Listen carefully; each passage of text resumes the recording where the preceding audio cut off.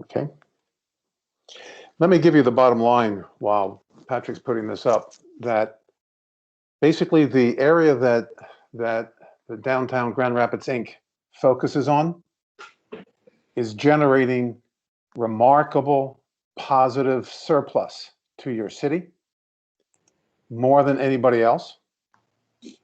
And that another headline is that places that I think a lot of folks believe should be providing a major surplus to the city. And by surplus, I mean, we look at the tax revenues generated at the place level, the cost of servicing those places from sewer and water and roads and police. And then you have a net fiscal impact, and downtown adjacent places are the highest and most, and strongest places generating a surplus for your city. And the fringe drivable suburban neighborhoods are being subsidized. That may or may not come as a surprise to you. And so this is a baseline, just as Tim said, but we're also hoping that over the next few months, we can create a means by which you can online craft your own scenarios and look at different public policy issues and different ways that you can make decisions and put numbers behind them. So let's go to the next slide, Patrick. So we drop the world into this 4-cell matrix. The land use form is either walkable urban, high density mixed use, where once you're there, it's walkable, or drivable suburban, and that's much lower density, and the only practical way of getting around is by car and truck. And then there's 2 economic uses of land in your city or in your metropolitan area.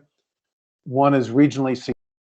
The bulk of your wealth is generated, as well as the bulk of your net fiscal impact is generated, either regionally significant walkable or regionally significant drivable places. Type 1 and type 2 is how we simplify by calling them. Then on the local serving side, you have walkable neighborhoods that are local serving, and you have drivable subdivisions that are, classic American subdivisions.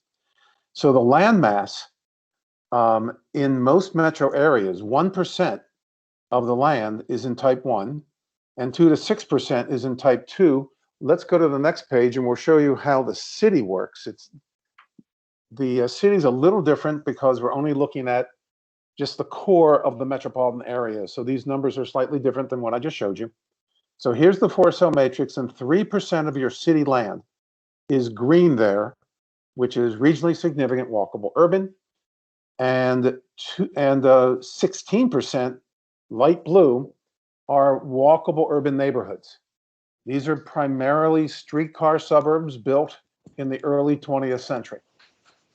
Then the balance of the land, the other 80% roughly, are in the red, the drivable suburban regionally significant places, what we call drive-ins. So these are the regional mall, this is the strip malls, and these are the business parks and industrial parks. So Steelcase, where you're seeing the cursor. And then finally, all the gray are subdivisions. Next slide. So when we keep on going on, this is showing some of the mapping. So here we have taken all of the real estate, just as Tim mentioned, 100% of the real estate, this has never been done before, and evaluated it, inventoried it, and we know where all of it is within the city boundaries, and then we can drop them into the 67 places that we determined are unique places in your metropolitan area. And then they, of course, fall into these 4 types. The type 1, regionally significant walkable urban, for instance. And there is, in those type 1s, you can see that the majority of hotel and office, those green, are in the downtown and downtown adjacent places. No surprise. Type 3, again, these are regionally significant places that make a lot of money for you. That's where the industrial and retail happens to be. So you can see the industrial, 65% of the industrial is in the is there in the fourth bar down, and then the retail, 42% is in type 3. And then obviously no surprise, type 4, single family homes, the bulk of the single family homes are in type 4 locations. Next slide, please. So we can slice and dice these many different ways. On the left, these two pie charts, you can see we can show that, and again, this has really never been done before, that type 1 has 18.5% by market value of your real estate. Type 3 has 16% by market rate of your real estate. Those two types, 35% of your real estate value is generating the bulk of the wealth in your city. Type 2 and type 4 tend to be neighborhoods, but they have 65% of your real estate by value. Drop it down to the bottom pie chart, and you can see that we here have sliced and diced it based upon the product type. And you look at single family and multifamily, so where we live, where you live, 65% of it is of your real estate value is tied up in housing. And retail is about 10%, industrial is about 6%, office is 16%, hotels are 3%. So you can see we can slice and dice this many which way, and we can tell you what the value of all the each of these 67 places, as well as by these 4 types, as well as by the total for the city. Now, the other question that anybody in business wants to know is who's gaining market share and who's losing market share. That's terribly important to see where you're going in the future and where you've been. So the green, again, the green are the type 1s. This is a fair share index, and this measures your market share growth by time period. And the light green is the Great Recession, 2006 through 2009. And if you had a 1.0 fair share index in those 3 years, it meant that you grew or shrank similar to what your market share was in 2006. So 2006, your baseline, what happened in the next 2 years or 3 years? And the type 1 places, downtown adjacent, grew 2.5 times faster than its market share in 2006. Now jump over to type 3 during the Great Recession, the light red lines. The type 3 places, the regional malls, strip malls, business parks, industrial parks, got hammered. They not only relatively lost market share, they absolutely lost real estate absorption during those 3-year periods. It got clobbered. Now let's look at the recovery, the darker green, between 2010 and 2019. So again, the baseline now is 2010. How well did you do during the last decade? Well, again, type 1 grew 2.5 times faster than its 2010 market share. It's gaining market share. Type 3 grew 0.5. That means it would have had to have doubled its growth over that 10-year period just to maintain market share. The last time in real estate we saw this situation was in the 1980s, going the opposite direction, where type 3 was gaining market share at 2.5, 3 times faster, and type 1 had a 0.4, 0.5 fair share index. This is a fundamental change in how we're building the built environment. Next slide, please. And by the way, let's go to the next slide. We are seeing this throughout the country. We can also now do gross regional product, GRP, at the place level. We can tell you all of those 67 places in the city of Grand Rapids, downtown being just one of those 67, where you generated your economic activity in the course of a year. And you may not know, nobody knew this before this was done, that the city of Grand Rapids generates $9.4 billion in gross regional product annually. And type 1 generates 35% of it, 3.25 billion. And type 3, again, regionally significant, they generate 44%, so even more, 4 billion. A lot of that is because of your industrial base, which is so healthy. And obviously furniture manufacturing and other things are really driving your economy. So type 1 and type 3 are the lion's share of your GRP growth. Next slide, please.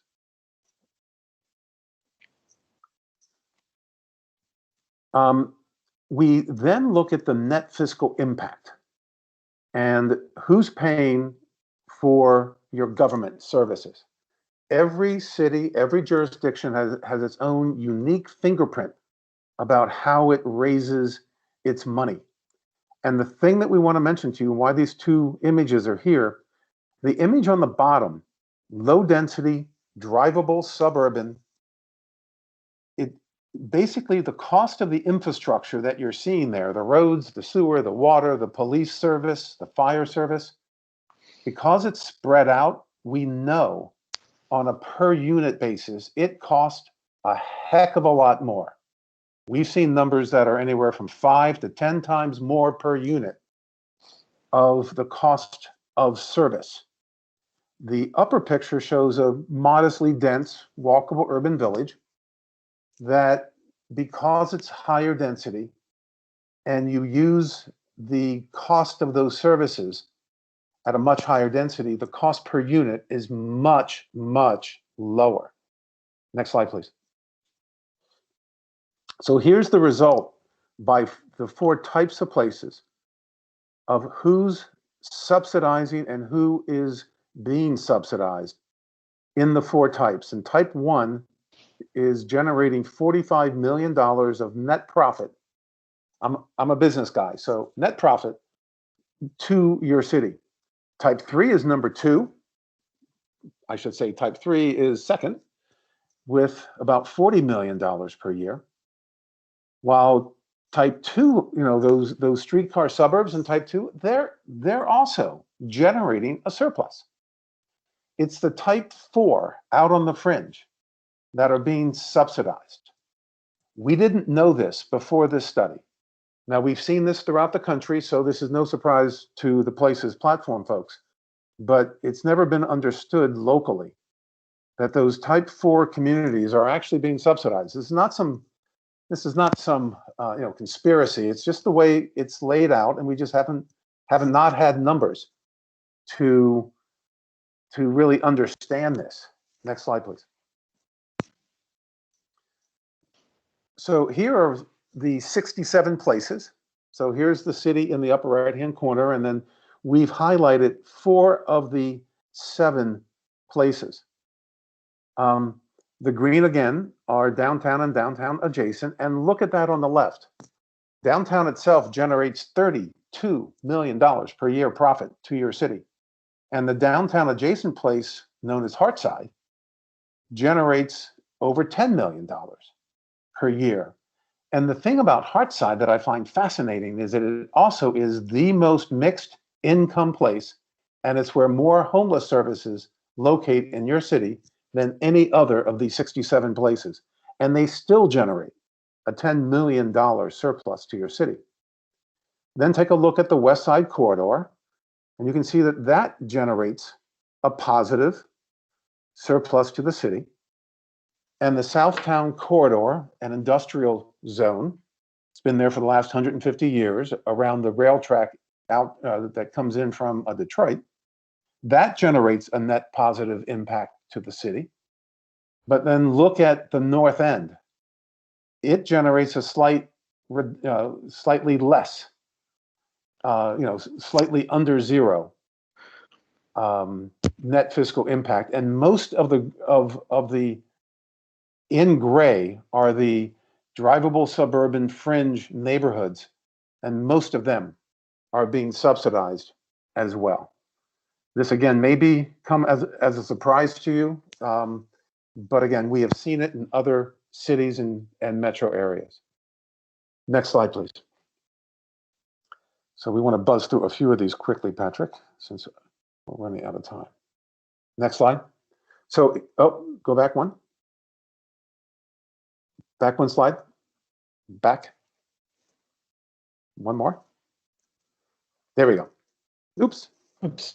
There we go. Which one? Name the one you want, Chris. Because the three maps. There we go.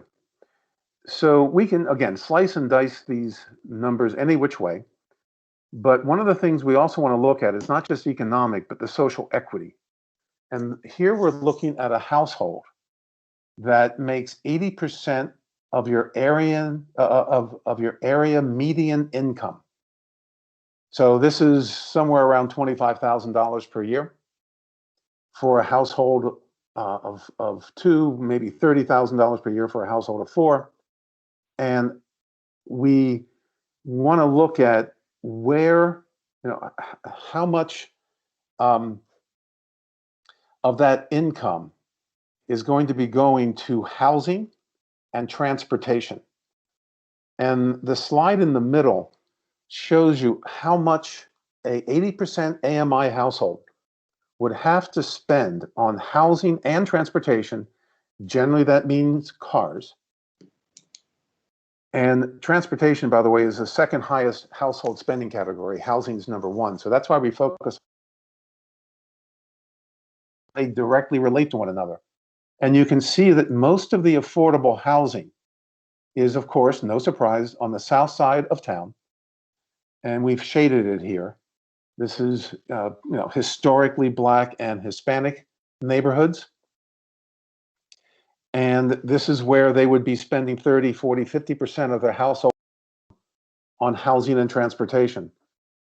If they chose to live to the east, in what we call the favored quarter, the favored 90-degree arc, where most economic activity takes place and where most of the high-end housing is located, they'd have to spend upwards of 80% of their household income to live there. So obviously, they don't tend to live there. The other thing that we looked at is where is their displacement pressure. So on the right slide, you can see those locations that we think are great investment opportunities, but the flip side of a great investment opportunity is displacement due to gentrification. And so some of those neighborhoods to the northeast, to the west, to the due east, those are places that are going up in value and should continue to go up in value. Meanwhile, there is displacement pressure to the south because those neighborhoods are walkable urban, which is what the market wants. That's gaining market share. And they are modestly priced at this point, but they're modestly priced because they're affordable to low-income households. So, challenge for you in the future. Next slide, please. Let's keep on going. I'd like to maybe just go to the scenarios. Okay. So we looked at 4 different scenarios. One is that the 50-year trend of sprawl will continue. That's the baseline scenario. The second scenario is that the last 10 years, where type 1 and type 2 locations were gaining market share at 2.5 times their base market share, that continues. Then we looked at Grand Rapids Forward, your plan for what's going to happen between now and 2040, and we modeled that. And then we enhanced Grand Rapids Forward. So let's go to the next slide. And we took the same projections to 2040, both in population and in employment. We're saying that the same growth is going to be achieved. It's just a matter of which scenarios will they lay out in the city of Grand Rapids. Next slide, please. And we found the net fiscal impact of the new growth. We're just looking at the marginal growth going forward from 2020 to 2040. that if that sprawl continues, you would be increasing your net fiscal impact by $130 million during the course of that 20-year period in the city. And then as you see, it ramps up if you continue the last 10-year pattern, and if you do Grand Rapids Forward, and if you enhance it. So next slide, please. We then used sprawl continues as a baseline. So we just crammed down all 4 slides just to look at what's the marginal difference between sprawl continues or going up to Grand Rapids Forward enhanced.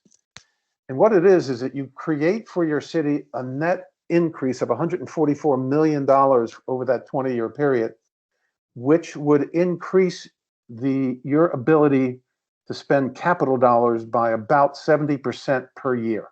You would increase your capital budget by 70% per year by taking existing projections of growth and just densify it, put more of it in downtown adjacent places, convert type 3 drivable suburban places to walkable urban places, and you would be making a good chunk of change over the next 20 years. Next slide, please. In fact, let's just go to the last slide, Patrick. One more. There we go. So next step is we're hoping that this technology, this methodology, will become part of how you make your plans for the future, such as the new city general plan, comp plan, that you're moving forward with, that this could direct the comp plan to provide the city with the optimal return on their investments, on their decision making, and also make sure that the social equity of your city gets enhanced. But the other thing is that we're hoping that, well, we, in this phase 2 of this work that we're talking to Kent County about, and also the Kellogg Foundation, that we will be able to give you the online tools by which you can play SimCity for real. That you can look at transfer of development rights, which is what the county's trying to figure out, and figure out what's the fiscal impact of doing that, and how can you change the policy to make it an optimal fiscal impact. Or, you know, I talked about the comp plan. You could help Spectrum Health with their downtown headquarters and maximize their economic performance and their social equity performance and their net fiscal impact. Grand Valley State, they have a huge role to play in the future of downtown. We've seen downtown universities be fundamentally game changers in downtowns like Philadelphia and Phoenix and many other places. I've been teaching at George Washington University, same thing there, here in downtown DC. And this will demonstrate to them how it could be better for the university and make more money for the city.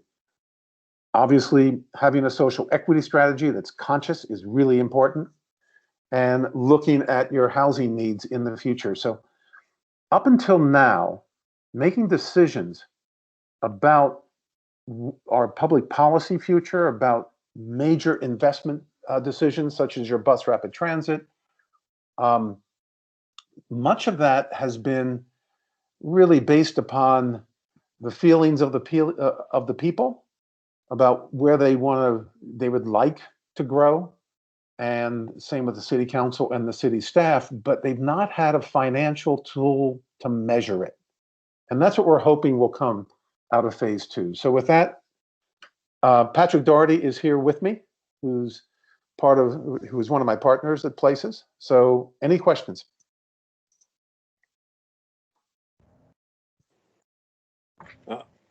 I'm sure there are some questions out there. The question is, people be too shy to ask them? There's a lot of information here. For those of you who haven't had the benefit of seeing the various iterations of this study, this release over time, as well as the full presentation, which was quite frankly almost an hour long, because there's a lot of data behind this that is also pretty interesting.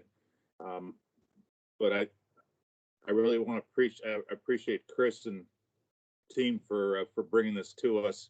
And we bumped it off the meeting agenda last time because we had a pretty robust agenda list to get through.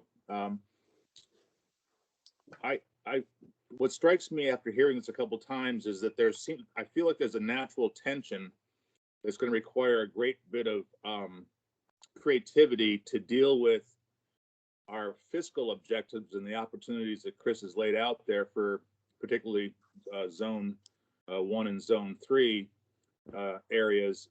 Also, but the tension exists between that and some of our residential objectives, as well as opportunities for equity and some of our social objectives. I'm not exactly sure that I can see a clear picture on how to manage that tension, but am I correct, Chris, is that there is a natural tension between those two things? I don't think so. No? You know, I've come out of corporate strategic planning in my background, and Boston Consulting Group, which is a famous corporate strategy group, has a 4-cell matrix of their own, which looks at companies with, divisions of companies within a corporation that would be stars, that are, rising stars in the corporation. And then those that are cash cows, those that are generating a lot of cash, but are not necessarily growing. So when I look at this, I look at type 3, and it's terribly important for your economy with all the business and particularly industrial jobs. It's terribly important for your net fiscal impact, as we showed, $40 million per year as a profit. But it's shrinking relative to type 1. So using the Boston Consulting Group, you would say, okay, type 3, we're going to use the surplus cash flow to invest in type 1 to follow the market. I mean, this is market-based. So that would be one. The other is just that when you're making decisions, you now have numbers, and nobody knew that type 4 was being subsidized, but, now you have a decision to make. You want to continue subsidizing, and you might say, well, yeah, sure, we'll keep that up because that's the promise we made to folks that moved to type 4 locations over the last 50 years, and we'll continue this. Or you might say, gee, that's where the highest income people live. I'm not quite certain why we are subsidizing.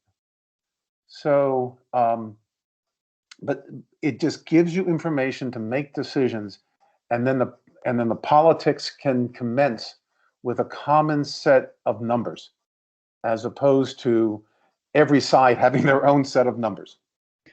And Chris, if I could just add in here too, with the slide that we showed on social equity, where we showed the different colors of, where there's investment opportunity, but then also potential displacement. The dark blue areas are right now type 4, those types of places that are mostly being subsidized.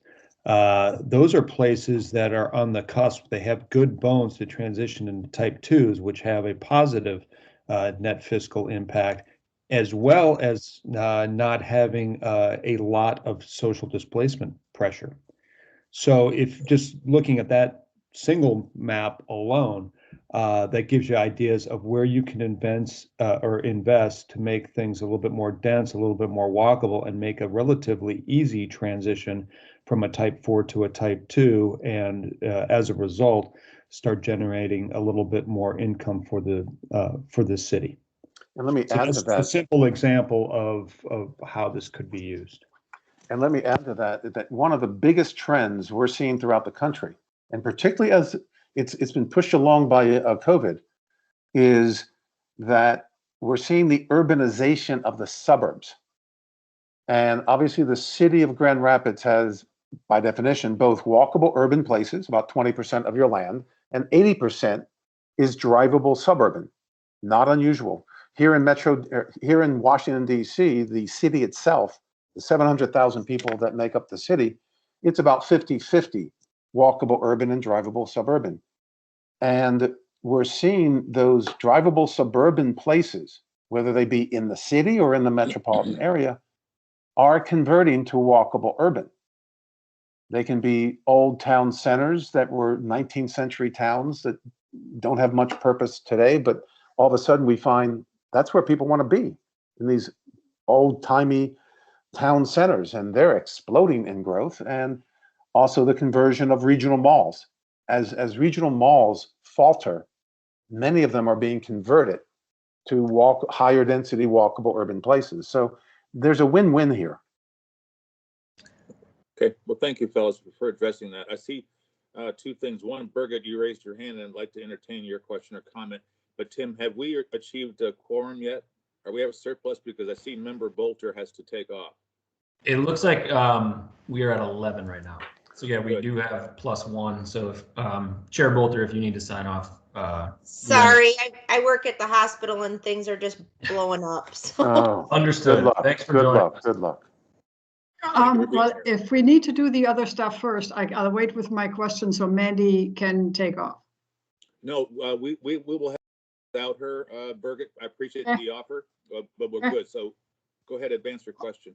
Well, my question was, we are really only talking about the city of Grand Rapids as a municipality and not the MSA, right?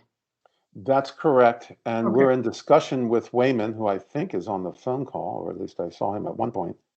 Yeah, Well, Wayman's the here. only reason I'm asking, because you referenced our wonderful furniture makers, and 2 of those are in another county. I just want to be sure that we're measuring only what's in the boundaries of the city of Grand Rapids. This is only the city of Grand Rapids.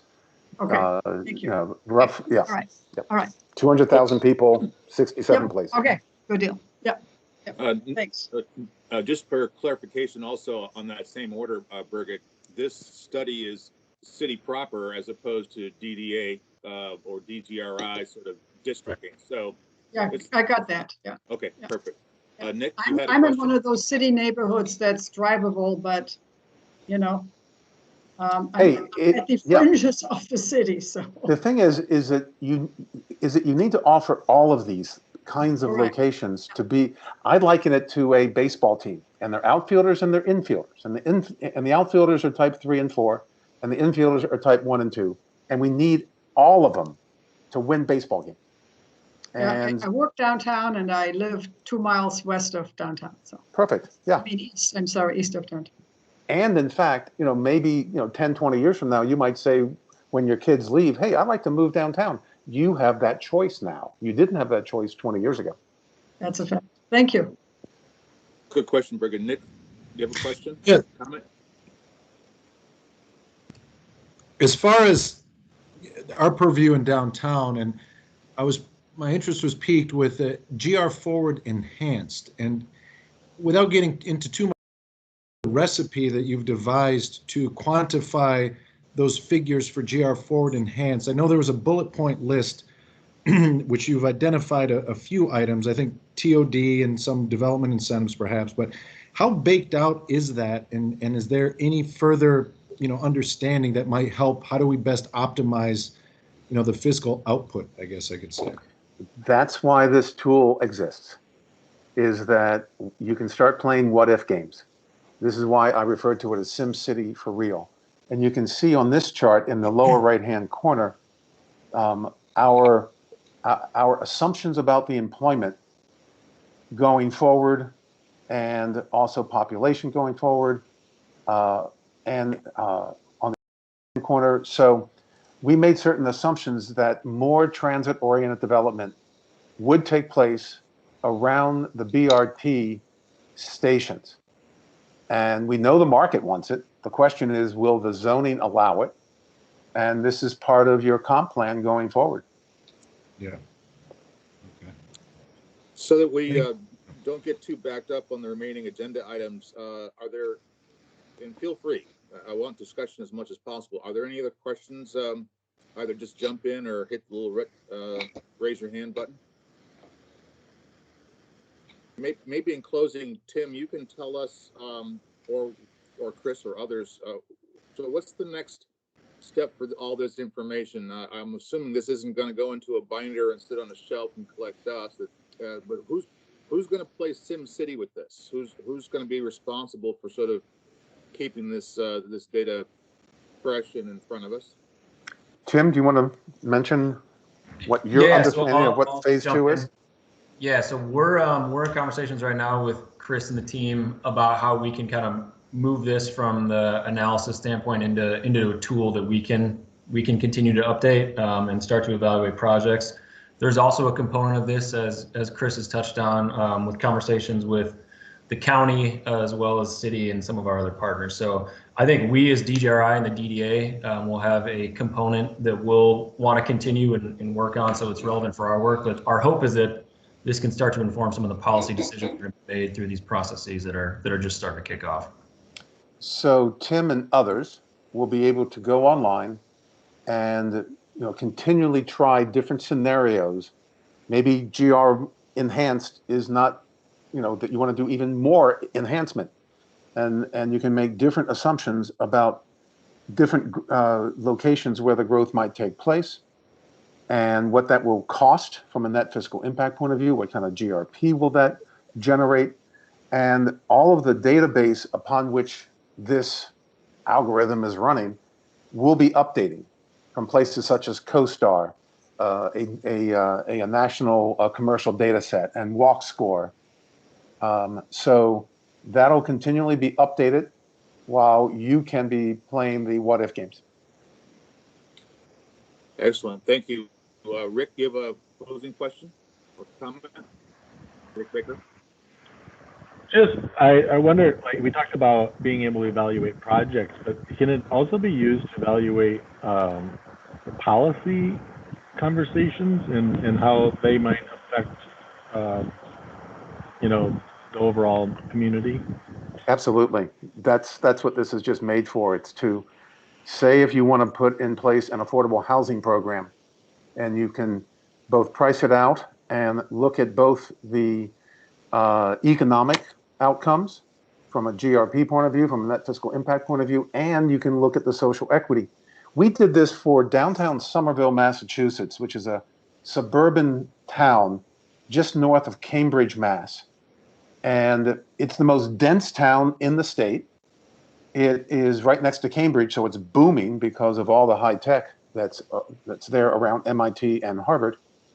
And they were very concerned that the redevelopment plan of their downtown, which they really wanted to see redeveloped and get the tech jobs in and get the retail moving even faster, that they were really afraid of the social equity. And this is where Elizabeth Warren lives. It's a very progressive town. And we did this kind of analysis, and then we looked 5 years in the future at what we thought was going to happen economically, and then we had come up with a strategy for the social equity. And it moved the needle over the next 5 years of increasing social equity, where people were not being displaced, where they were spending less on transportation, where they had access to more social services, yet the town was growing as well. We deeply believe from experience that you can do well while doing good. It's a matter of making informed decisions. That was a great question, Rick, and I'm hoping that this does find its way into the hands of some of those folks involved in policymaking, because just because we can make fiscal plans doesn't necessarily mean that it's going to be good policies as well. So I think it's a good question. So look, I really appreciate it, Chris, Patrick. We may ask you to come back and give us an update. I'm hoping you are successful with your endeavor with the county. It'd be very interesting to see how that all lays over, since we're a large piece of this region. Going to move us on then to